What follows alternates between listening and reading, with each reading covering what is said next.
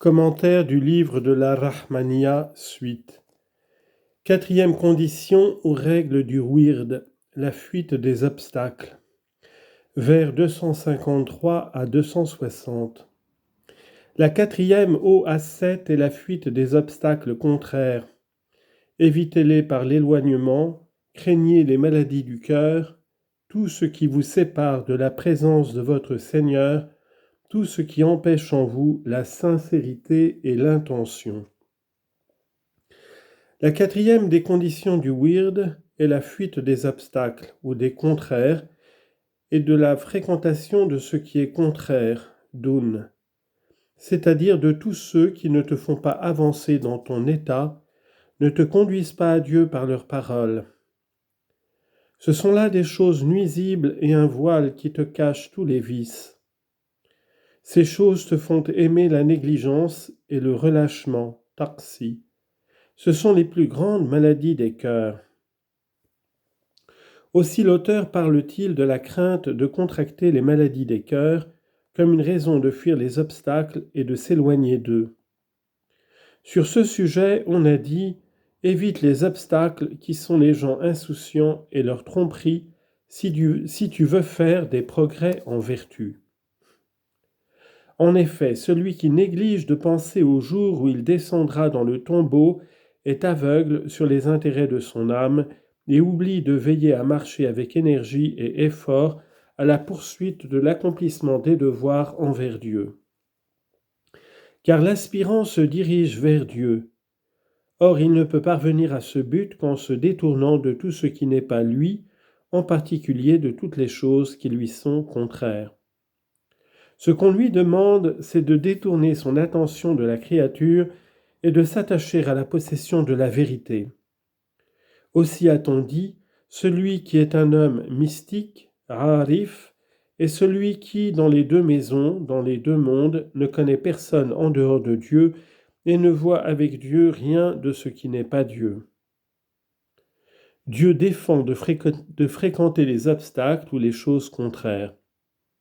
Citation du Coran, « N'écoute pas celui dont nous avons détourné le cœur de notre souvenir, qui a fortifié ses passions et dont l'état est la négligence. » Les hommes sont obligés d'éviter ces obstacles parce que la nature vole, combat la nature revient et que l'âme sensuelle est portée vers elle, la mauvaise nature.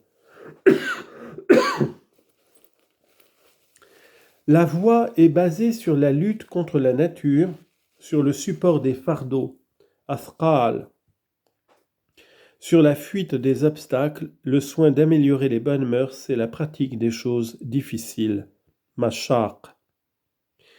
Les mots « ce qui vous sépare de la présence de Dieu » se rapportent à la présence de Dieu qui est un degré de la sainteté parfaite. Il faut donc s'éloigner de tout ce qui empêche d'acquérir la présence de Dieu et de toute attache du cœur qui constitue les maladies du cœur et nous empêche de pratiquer la sincérité et l'intention pure dans les bonnes actions.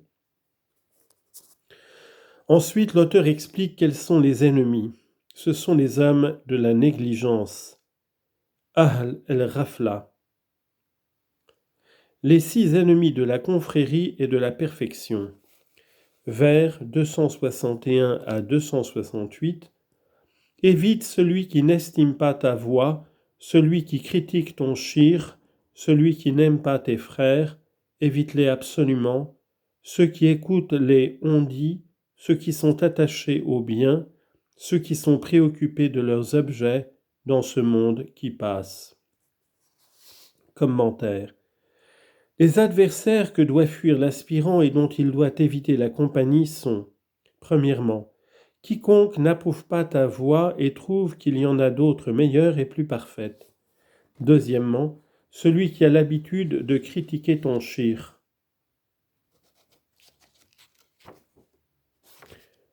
Soit en public, soit en particulier, et celui qui loue un des shirs de l'époque autre que ton shir.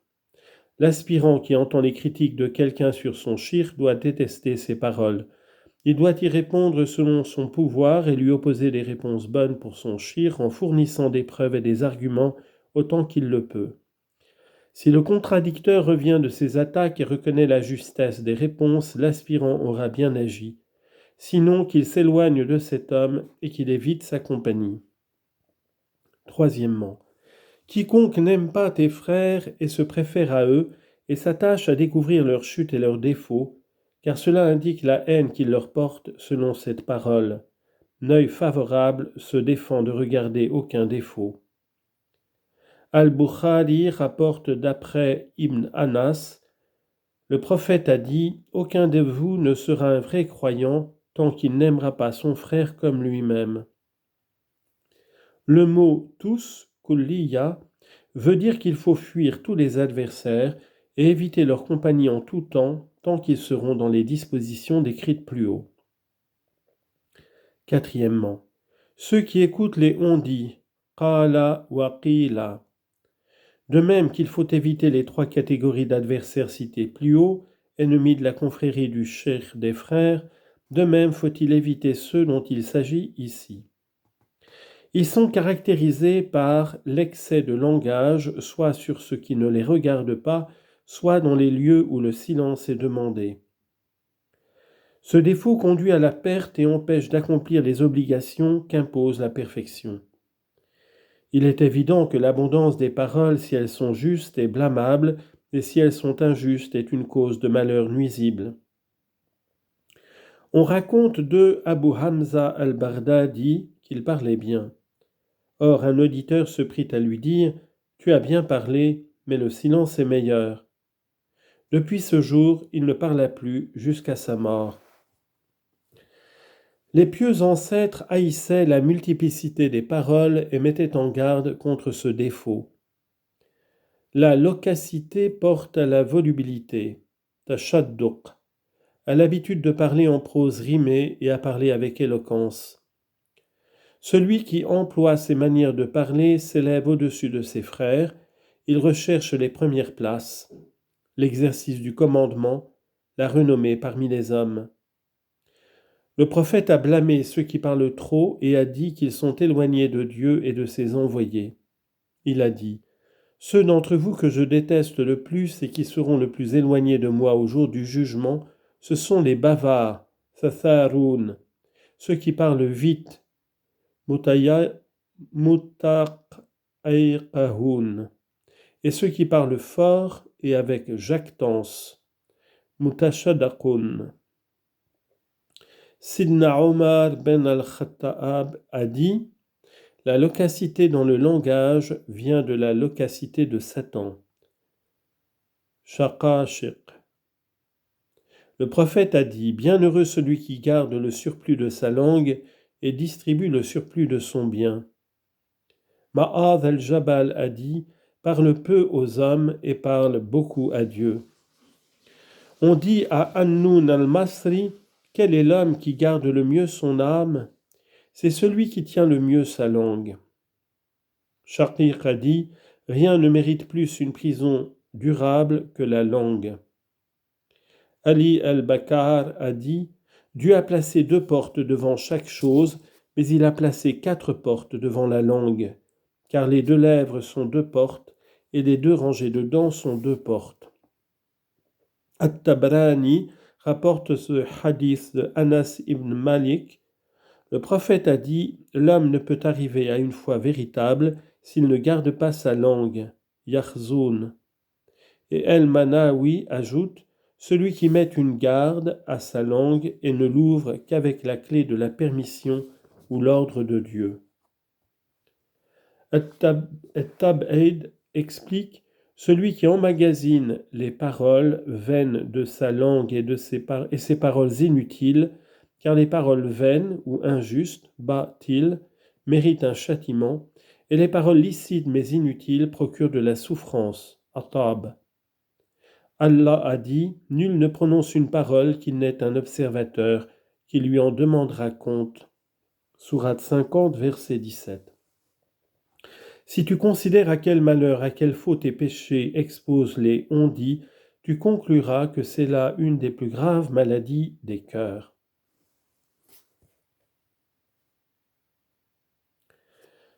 Le cinquième obstacle, les amis des richesses. L'auteur désigne le deuxième des trois derniers obstacles par ces mots, les amis des biens. Ce terme indique ceux qui sont attachés aux biens de la terre, qui travaillent à les acquérir et mettent en cela tous leurs efforts et leur affection. L'auteur explique à l'aspirant qu'il doit fuir ces hommes qu'il a décrits. Allah a dit à leur sujet, « Vous qui avez cru, ne vous laissez pas détourner du souvenir de Dieu par vos biens et vos enfants. » Allah a dit encore, « Vos biens et vos enfants ne sont pour vous qu'un sujet de tentation. » Sourate 8, verset 28. Le prophète a dit, « L'amour des richesses fait pousser l'iniquité dans le cœur, comme l'eau fait pousser les plantes. » Le prophète a dit aussi, « Laissez les gens du monde lui demander plus qu'il ne leur faut pour leur mort. Ils ne savent pas. » On raconte que le diable prit le premier dinar et le premier dirham qui furent frappés, les plaça sur son front, les baisa et dit, « Celui qui vous aimera est mon véritable serviteur. » Un hadith a dit, « Malheureux est l'esclave du dinar, malheureux est l'esclave du dirham. »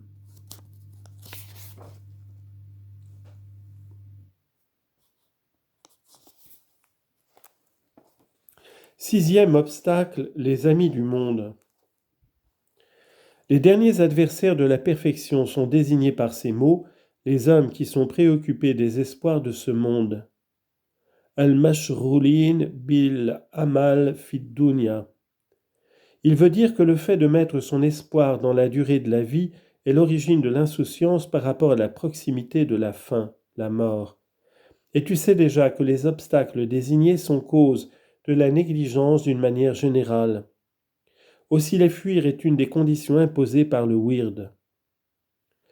Le désir habituel du monde est un vice blâmable qui affaiblit les forces de l'âme et l'empêche d'acquérir la perfection. Il éloigne en effet de tout bien et engendre tout mal. Il endurcit le cœur et fait oublier l'autre vie. Allah dit sur ce sujet, « Ils ont mis leur espoir dans le monde et leurs cœurs se sont endurcis. » Sourate 57, verset 15. Le prophète a dit, « Ce que je crains le plus pour mon peuple, c'est l'amour des plaisirs, hawa, et l'amour du monde. » Il a dit, « Celui qui compte que sa fin arrivera demain fait mal. » Il a dit encore, « Homme, si vous êtes intelligent, considérez-vous comme étant des morts. » Il est certain que celui qui a l'espoir de vivre longtemps diminue son zèle pour le service de Dieu et augmente le nombre de ses offenses tout en retardant sa formation spirituelle. Y a-t-il donc une maladie du cœur plus grave que celle-ci? Dans les sentences courtes, Hakam Surra, il est dit « Les illusions qui inspirent de longs espoirs empêchent de penser à faire de bonnes actions. L'homme insouciant espère beaucoup dans le monde, mais il oublie sa fin. » Hassan el-Basri rapporte que le prophète dit « Chacun de vous veut-il entrer au ciel ?» On répondit « Oui, ô envoyé de Dieu. » Il reprit « Renoncez à vos espoirs de vivre longtemps et pensez à votre mort en demandant à Dieu de vous accorder le don de la crainte. » Hadhifa a dit « Il n'y a ni matin ni soir qu'on entende une voix qui crie « Ô homme, la monture, pour le voyage. » Sur ce sujet, on a dit « Ô toi qui espères, ne t'appuie pas sur l'espoir, mais hâte-toi de faire le bien et de préparer la venue de la fin, de la mort. Pense au jour du jugement où tu seras présent dans la tristesse à cause des crimes et des fautes que tu as commis. » Ibn Zakaria el-Tamimi raconte que lorsque Hisham ben Abd el-Malik se trouvait à la mosquée de la Mecque, on lui apporta une pierre écrite en langue étrangère. Il demanda quelqu'un pour la lire et on lui amena Wahab ben Manbah. Celui-ci lut ce qu'elle contenait. « Ô homme, si tu voyais le peu qui te rapproche de ta fin, tu renoncerais aux longs espoirs et tu chercherais à multiplier tes bonnes actions. Tu renoncerais à tes appétits et à tes ruses. Car il ne reste pour demain que le repentir que tu auras. Voici que tes pieds glissent. que ta famille et tes amis intimes t'abandonnent, que ton enfant et ton voisin te laissent, que ton père et ton parent te rejettent, et tu ne retourneras pas à ce monde que tu aimes, et tu ne pourras plus ajouter à tes bonnes actions. Travaille donc pour le jour de la résurrection, pour le jour des regrets et du repentir. Et puisque dans le besoin, asma, tout dépend de Dieu, l'auteur ordonne à l'aspirant de supplier Dieu.